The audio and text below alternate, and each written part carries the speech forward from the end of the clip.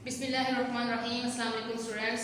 Class 10 की physics के chapter number 1 जिसका नेम है simple harmonic motion and waves, इसका आज हम थर्ड लेक्चर लेंगे। तो स्टूडेंट्स, सिंपल हार्मोनिक मोशन क्या होती है पहले मैं इसके बारे में आपको बता दूँ, ठीक है। बाद में हम वेव्स के बारे में पढ़ेंगे। तो स्टूडेंट्स, सिंपल हार्मोनिक मोशन ये खसूसियत है, प्रॉपर्टी है वाइब्रेटरी मोशन की।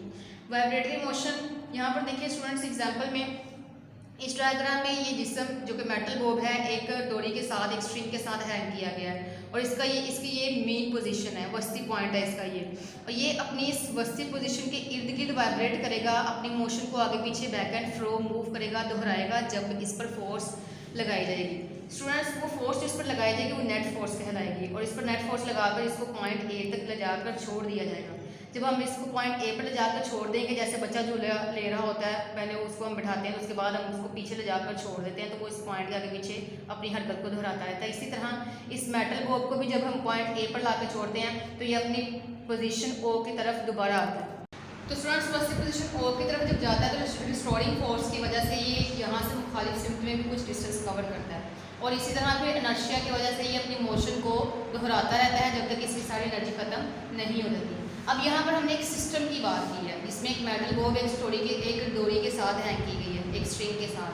तो ये पेंडुलम है, ठीक है। इसके बारे में स्टूडेंट्स यहाँ पर आए मैं बताती चलूँ आपको। पेंडुलम क्लॉक जो है ये क्रिस्टन हाइजर ने इंट्रोड्यूस करवाया था 1656 में। 1656 में इसने ये मुशाहदा किया था कि पेंडुलम जो है वो एक वाइब्रेटरी मोशन को शो कर रहा होता है, फिक्स पॉइंट के इर्द गिर्द रोटेट कर रहा होता है। इसने ये अपना मुशाहदा गैलीलियो के काम से इंस्पायर होकर पेश किया था। गैलीलियो ने इंट्रोड्यूस करवाया था कि एक लंबाई वाले तमाम पेंडुलम एक साइकिल मुकम्मल करने के लिए एक जैसा वक्त लेते हैं। तो इसको देखते हुए क्रिस्टन हाइजर ने पेंडुलम क्लॉक इंट्रोड्यूस करवाया था। पेंडुलम क्लॉक में ये था कि जब ये पेंडुलम यहाँ पर जो हैंग किया हुआ आपको इसी की तरह नज़र आ रहा है, सिस्टम की तरह, ये क्लॉक इस पर टाइम जो शो होता था वो इस पेंडुलम की हरकत से, जैसे आजकल हम देखते हैं तो इसमें एक थर्ड मीटर भी लगी हुई होती है जो सेकंड को रिप्रेजेंट कर रही होती है, ठीक है। तो यहाँ पर ये पेंडुलम जब मूव करेगा अपनी मेन पोजीशन से आगे पीछे की तरफ जब हरकत करेगा तो फिर यहाँ पर टाइम पास होगा। तो इसका जो इफेक्ट है, इसका जो इतलाक होता है वो भी सिंपल हार्मोनिक मोशन को शो करता है। जी स्टूडेंट्स, सिंपल हार्मोनिक मोशन के कुछ फीचर्स यहाँ पर दिए हुए हैं। सबसे फर्स्ट वन हमारे पास है a body executing simple harmonic motion. यहाँ पर एसएचएम सिंपल हार्मोनिक मोशन को रिप्रेजेंट कर रहा है, ठीक है। Always vibrates about a fix position. अब बॉडी, जब भी कोई बॉडी सिंपल हार्मोनिक मोशन में होता है तो उसकी जो मोशन होती है वो हमेशा वस्ती पोजीशन के इर्द गिर्द होती है। सिंपल हार्मोनिक मोशन में जिस्म हमेशा वस्ती पोजीशन के गिर्द मोशन करता है। यहाँ पर देखिए स्टूडेंट्स, ये बॉडी जो है वो अपनी इस मीन पोजीशन के आगे पीछे अपनी हरकत को दोहराएगा, ठीक है। तो सिंपल हार्मोनिक मोशन में कोई भी जिस्म होगा, क्योंकि ये वाइब्रेटरी मोशन की एक खसूसियत है, तो वाइब्रेटरी मोशन में जिस्म की मोशन हरकत जो है वो एक मीन पोजीशन से आगे पीछे की तरफ होती है। इसी तरह इसलिए फिर सिंपल हार्मोनिक मोशन में जिस्म हमेशा अपनी वस्ती पोजीशन के आगे पीछे उसके इर्द गिर्द अपनी मोशन को दोहराता रहता है। अब इस दौरान क्या होता है, इसमें एक्सेलरेशन पैदा होता है। It's acceleration is always directed towards the mean position. इसका जो एक्सेलरेशन होगा वो हमेशा वस्ती पोजीशन की तरफ होगा। यहाँ पर देखिए स्टूडेंट्स, जब ये बॉडी यहाँ पर मेटल बॉब जाती गोली जो है पॉइंट ए से ओ की तरफ आते हुए जब बी की तरफ मूव करेगी तो दोबारा जब एक तरफ जाएगी तो इसका एक सर्कल कंप्लीट हो जाएगा। तो उस दौरान इसकी कुछ वेलोसिटी होगी, इसकी स्पीड होगी ओ से ए की तरफ जाने के लिए और ओ से बी की तरफ आने के लिए। तो जब ये ओ से ए की तरफ ओ से बी की तरफ जाती है इसकी स्पीड कम हो जाती है, जबकि अपनी मेन पोजीशन की तरफ आते हुए इसकी स्पीड ज़्यादा से ज़्यादा होती है, यानी मैक्सिमम होती है। तो ओ की तरफ वेलोसिटी मैक्सिमम होगी जबकि एक्सेलरेशन जो है वो ज़ीरो होगा, और यहाँ पर एक्सेलरेशन जो है वो मैक्सिमम होगा और वेलोसिटी क्या होगी, मिनिमम होगी। तो यहाँ पर एक्सेलरेशन जो की बात की जा रही है, तो एक्सेलरेशन तब प्रोड्यूस होता है किसी बॉडी में जब वेलोसिटी में चेंज हो रहा हो, जब वेलोसिटी में तब्दीली हो रही हो। तो वेलोसिटी में तब्दीली की शरह जो होगी, यानी कि अकॉर्डिंग टू टाइम जो रेट होगा वेलोसिटी में चेंजिंग का, वो एक्सेलरेशन प्रोड्यूस करेगा और उस एक्सेलरेशन की जो डायरेक्शन होगी वो हमेशा इसकी मेन पोजीशन की तरफ यानी वस्ती पोजीशन की तरफ होगी। तो ये हमारे पास इसके दो फीचर्स थे जो मैंने अभी आपको बताए। जी स्टूडेंट्स, हमारे पास जो थर्ड पॉइंट है, इसका थर्ड फीचर है the magnitude of acceleration is always directly proportional to its displacement from the mean position. यानी इसका जो एक्सेलरेशन की मिकदार है, इसके एक्सेलरेशन की मिकदार हमेशा इसकी वर्स्टिक पोजीशन से डिस्प्लेसमेंट के डायरेक्टली प्रोपोर्शनल होती है और इसकी जो सिमत है वो हमेशा वर्स्टिक पोजीशन की तरफ होती है। स्टूडेंट्स यहाँ पर देखें, एक्सेलरेशन हमारे पास प्रोड्यूस हो रहा होता है जब वेलोसिटी चेंज होती है, तो उस एक्सेलरेशन की जो मिकदार होती है वो यहाँ पर पैदा होने वाले डिस्प्लेसमेंट के डायरेक्टली प्रोपोर्शनल होती है। कि जितना डिस्प्लेसमेंट पैदा होगा यहाँ पर, जितने हम इस मैस पर फोर्स लगाएंगे और इसको पॉइंट ए की तरफ लेकर जाएंगे, तो जितना हम इसको उस तरफ लेकर जा रहे होते हैं वो इसका जो लंबाई होती है, इसकी एक्सेलरेशन डायरेक्टली प्रोपोर्शनल होता है डिस्प्लेसमेंट की, यानी कि रास्ते की लंबाई जो यहाँ पर है पॉइंट ओ से ए के दरमियान तक की। तो एक्सेलरेशन उस डिस्प्लेसमेंट के डायरेक्टली प्रोपोर्शनल होगा। एक्सेलरेशन बेसिकली होता है rate of change of velocity. तो वेलोसिटी चेंज होगी जब वो ये बॉडी पॉइंट ए और बी तक मूव करेगा, ठीक है। अब यहाँ पर उसने बोला कि magnitude of acceleration is always directly proportional to its displacement. अब मैंने ये तो बता दिया आपको कि ये डायरेक्टली प्रोपोर्शनल होगा डिस्प्लेसमेंट के, और कैसे। तो इसने आगे बताया है फ्रॉम द मीन पोजीशन अपनी वर्स्टिक पोजीशन के, इनके यहाँ पर इसकी वर्स्टिक पोजीशन तक, इसकी मीन पोजीशन तक जो इसका डिस्प्लेसमेंट होगा ये इसके डायरेक्टली प्रोपोर्शनल होगा। स्टूडेंट्स फोर्थ पॉइंट में इसने बोला है its velocity is maximum at the mean position, यानी कि इसकी जो वेलोसिटी होगी वो मीन पोजीशन पर, वर्स्टिक पोजीशन पर मैक्सिमम होगी, ज़्यादा से ज़्यादा होगी, and zero at the extreme positions. और उसकी जो इंतहाई पॉइंट है, इंतहाई पॉइंट्स ए और बी हैं, इनकी इन इंतहाई पॉइंट्स पर इसकी जो वेलोसिटी होगी वो क्या होगी, ज़ीरो। यानी कि जब हमें इस बॉडी को फोर्स F लगाकर पॉइंट ए पर ले जाकर जब छोड़ते हैं तो ये पॉइंट O की तरफ तेज़ी से हरकत करता है, लेकिन पॉइंट O से B की तरफ जाते हुए इसकी इनर्शिया की वजह से, इनर्शिया जो है वो मुखालिफ फोर्स होती है, रेजिस्टिव फोर्स होती है, मुज़ाहमती फोर्स होती है, जो कि मुखालिफ सिमत में अमल कर रही होती है। तो चूँकि यहाँ पर फ्रिक्शन की वजह से इसकी रगड़ पैदा होगी, इसलिए मैस M जो है पॉइंट O से B की तरफ आते हुए इसकी वेलोसिटी कम हो जाएगी। तो जब ये पॉइंट O से A की तरफ और पॉइंट O से B की तरफ जाता है तो इसकी वेलोसिटी कम हो जाती है, लेकिन पॉइंट O की तरफ आते हुए, A से O की तरफ आते हुए इसकी क्वांटिटी जो होगी, इसकी जो वैल्यू होगी वेलोसिटी की, वो मैक्सिमम होगी, यानी कि ज़्यादा से ज़्यादा होगी। और B से O की तरफ जाते हुए भी ज़्यादा से ज़्यादा होगी, लेकिन यहाँ पर इंतहाई पॉइंट्स पर जाते हुए इसकी वेलोसिटी कम होगी। स्टूडेंट्स, इंतहाई पॉइंट्स पर एक्सेलरेशन ज़्यादा होगा क्योंकि इन पॉइंट्स पर वेलोसिटी अपनी वैल्यू में चेंजिंग को शो कर रही होती है। जो चेंज यहाँ पर पैदा हो रहा है वेलोसिटी में, वो एक्सेलरेशन पैदा करता है।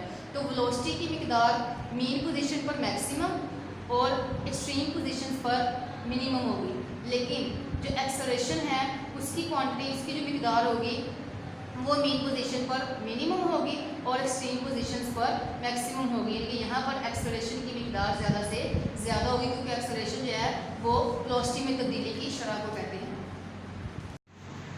जी स्टूडेंट्स, अभी हमने किए थे फीचर्स सिंपल हार्मोनिक मोशन के। अब हम करेंगे इसकी terms which characterize simple harmonic motion. तो स्टूडेंट्स, सबसे पहले हमारे पास इसकी टर्म आती है वाइब्रेशन। वाइब्रेशन को ऑसिलेशन भी बोलते हैं, ठीक है। वाइब्रेशन किसे कहते हैं? One complete round trip of a vibrating body about it's mean position is called one vibration. यानी कि एक मुकम्मल चक्कर जो होता है किसी भी वाइब्रेटिंग बॉडी का, किसी भी वाइब्रेट करते हुए जिस्म का, अबाउट इट्स मीन पोजीशन, अपनी वर्स्टिक पोजीशन के आगे पीछे, इज कॉल्ड वन वाइब्रेशन। वो एक वाइब्रेशन कहलाएगा, यानी एक ऑसिलेशन कहलाएगा। तो यहाँ पर देखिए स्टूडेंट्स, यहाँ पर मैस M जो है, जब इसको पॉइंट ए पर लाकर हम छोड़ते हैं तो ये जब पॉइंट O से गुजरता हुआ B से वापस A की तरफ जाएगा तो एक वाइब्रेशन होगी, इसकी एक ऑसिलेशन काउंट होगी, एक मुकम्मल चक्कर हो जाएगा इसका, ठीक है। ये ऐसा नहीं है कि पॉइंट A पर लाकर जब हम इसको छोड़ा तो B पर आकर ये एक वाइब्रेशन कहलाएगी, नहीं, बल्कि पॉइंट B से वापस जब पॉइंट A की तरफ जाएगा तो पूरा इसका एक चक्कर मुकम्मल हो जाएगा, तो उसको एक पूरे मुकम्मल चक्कर को वाइब्रेशन बोलते हैं, यानी ऑसिलेशन बोलते हैं। ये हमारे पास थी इसकी फर्स्ट टर्म। सेकंड है टाइम पीरियड। टाइम पीरियड को कैपिटल T से शो किया जाता है, ये इसका सिंबल है, इसकी अलामत है। The time taken by a vibrating body to complete one vibration is called time period. एक बॉडी जो कि वाइब्रेट कर रहा होता है, वे एक वाइब्रेशन मुकम्मल करने में जितना भी टाइम उसको लगेगा वो उसका टाइम पीरियड कहलाएगा। यानी यहाँ पर मैस M जब हम इसको पॉइंट A से छोड़ देते हैं तो दोबारा ये पॉइंट A की तरफ जाएगा तो उसकी एक वाइब्रेशन होगी, वो एक अपनी वाइब्रेशन मुकम्मल करने के लिए जितना टाइम लेगा एक सेकंड में, वो उसका टाइम पीरियड कहलाएगा।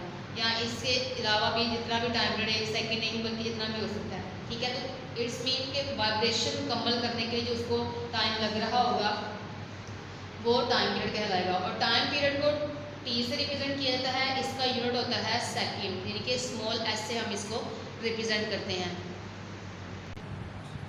जी स्टूडेंट्स, नेक्स्ट वन हमारे पास जो इसकी थर्ड टर्म है वो है फ्रीक्वेंसी।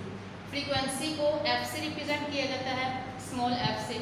और फ्रीक्वेंसी कहते हैं किसको है, द नंबर ऑफ वाइब्रेशंस और cycles of a vibrating body in 1 second is called its frequency. Number of vibrations यानी वाइब्रेशंस की तादाद, चक्रों की तादाद, और साइकिल्स चक्रों की तादाद of a vibrating body, vibrate करने वाले जिस्म की, इन 1 सेकेंड यानी 1 सेकेंड में। 1 सेकेंड में जब कोई भी जिस्म जितने भी साइकिल मुकम्मल करेगा, जितनी भी वाइब्रेशन शो करेगा, वो उसकी फ्रीक्वेंसी कहलाएगी।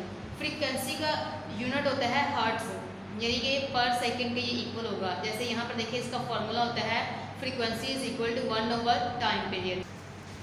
टाइम पीरियड एक साइकिल चक्कर मुकम्मल करने के लिए जो वक्त दरकार होता है, तो फ्रीक्वेंसी जो है वो टाइम पीरियड का रेसिप्रोकल होती है, यानी कि टाइम पीरियड का उल्ट। तो 1 ओवर टाइम पीरियड इक्वल होगा फ्रीक्वेंसी के।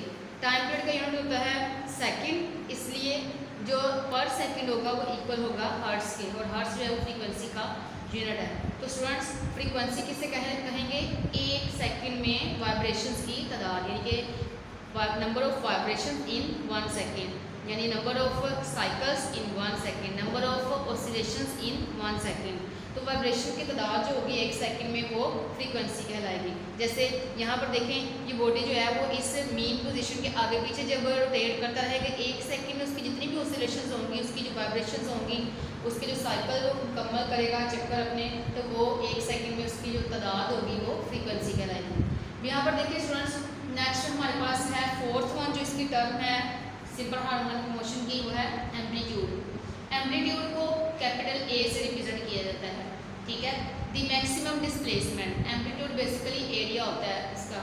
तो मैक्सिमम डिस्प्लेसमेंट यानी कि डिस्प्लेसमेंट जो उसकी लंबाई होगी, जितना भी वो कवर करेगी area of vibrating body, vibrating body यानी कि वाइब्रेट करने वाला जिस्म, on other side from its mean position, अपनी मीन पोजीशन से पीछे आगे पीछे की जाने। तो यहाँ पर देखें, ये इसकी मीन पोजीशन है, ये यहाँ से इस तरफ और यहाँ से इस तरफ जो अपना डिस्प्लेसमेंट शो करेगी, ये यहाँ से यहाँ वाइब्रेट करते हुए जो अपना एरिया जाहिर करेगी, ये डिस्प्लेसमेंट इसका एम्पलीट्यूड कहलाएगा। जैसे एक ड्रम को बजाया जाता है, अगर उसका एरिया ज़्यादा है, ठीक है, फॉर एग्जांपल अगर इतना बड़ा है, ठीक है, तो क्या करेगा उसका इस मीन पॉइंट से अप्स एंड डाउन, ऊपर और नीचे की जानिब जो उसका हरकत होगी वो उसका एम्पलीट्यूड कहलाएगी। जो उसका एरिया होगा यानी अपनी वाइब्रेशन को जाहिर करते हुए जो डिस्प्लेसमेंट कवर करेगी। जब हम इस बॉडी को इस पॉइंट पर लाकर छोड़ते हैं तो ये यहाँ से इस तरफ आती है, तो इसका यहाँ से इस तरफ को तय करना जो फासला होगा, जो कम से कम उसका डिस्प्लेसमेंट होगा,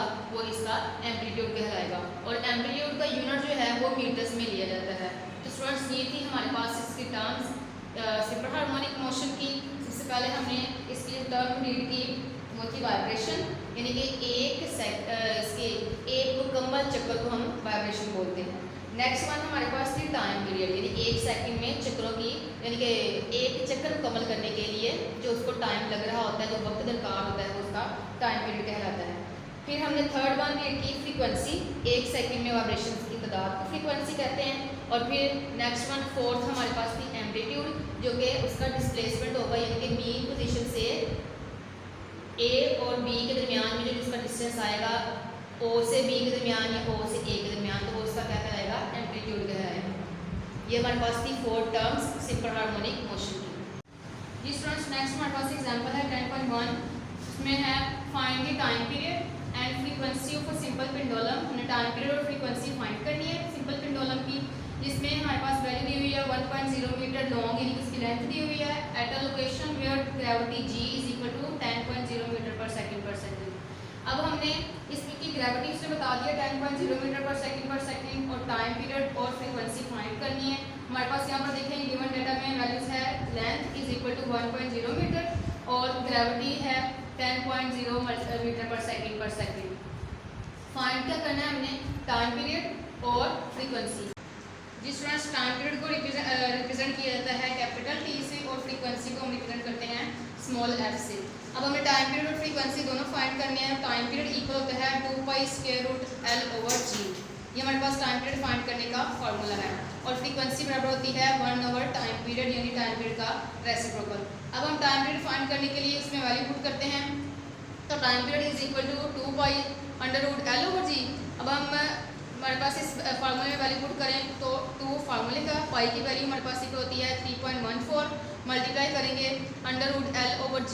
एल की वैल्यू हमारे पास गिवन है 1.0 मीटर और ग्रेविटी की वैल्यू भी हमारे पास गिवन है 10 मीटर पर सेकेंड। इन दोनों वैल्यूज़ को 1 को 10 पे डिवाइड करेंगे तो हमारे पास जो वैल्यू आएगी उसका स्क्वायर रूट ले लेंगे, ठीक है। तो स्क्वायर रूट लेने से हमारे पास वैल्यू आती है 0.31 और 2 को मल्टीप्लाई करेंगे 3.14 से तो हमारे पास आ जाएगा 6.28, यानी कि 2 को मल्टीप्लाई करने से 3.14 के साथ 6.2 आ गया। मल्टीप्लाई इनकी वैल्यू को डिवाइड करके जब हमने इसका अंडर रूट लिया तो हमारे पास वैल्यू आई 0.31 सेकेंड। मीटर से कट जाएगा, इसका स्क्वायर रूट से कैंसिल हो जाएगा, हमारे पास पॉजिटिव का सेकंड बच जाएगा। नीचे वैल्यू नेगेटिव में है, जब इसके साथ मल्टीप्लाई होगी तो पॉजिटिव में हो जाएगी, तो इसकी पावर पॉजिटिव में आ जाएगी। अब इन दोनों वैल्यूज़ को जब हम मल्टीप्लाई करते हैं तो हमारे पास वैल्यू आ जाती है 1.99। स्टूडेंट्स, अब यहाँ पर हमारे पास टाइम पीरियड का यूनिट होता है सेकेंड, ठीक है। तो वो हमारे पास इसके साथ सेकेंड यूनिट आ जाएगा जो कि टाइम पीरियड को शो करेगा। अब हमने फाइंड करना है इसकी फ्रीक्वेंसी फाइंड करनी है। फ्रीक्वेंसी टाइम पीरियड का रेसिप्रोकल होती है, तो जैसे कि हमने यहाँ पर टाइम पीरियड फाइंड कर लिया है तो इसको 1 पे डिवाइड करेंगे तो हमारे पास वैल्यू आ जाएगी 0.50। टाइम पीरियड का यूनिट होता है हर्ट्ज, यहाँ सेकंड, तो यहाँ पर टाइम पीरियड के साथ हमारे पास सेकंड लगा हुआ था, तो जब हम इस वैल्यू को डिवाइड करेंगे तो 0.50 आ जाएगा। सेकंड यहाँ पर पॉजिटिव में जब इसके साथ आएगा तो नेगेटिव में हो जाएगा, तो हर्ट्ज इक्वल होता है पर सेकंड के, तो हम पर सेकंड की जगह यहाँ पर हर्ट्ज यूज़ करेंगे जो कि फ्रीक्वेंसी का यूनिट है। तो इस तरह हमने टाइम पीरियड और फ्रीक्वेंसी दोनों फाइंड कर लिए।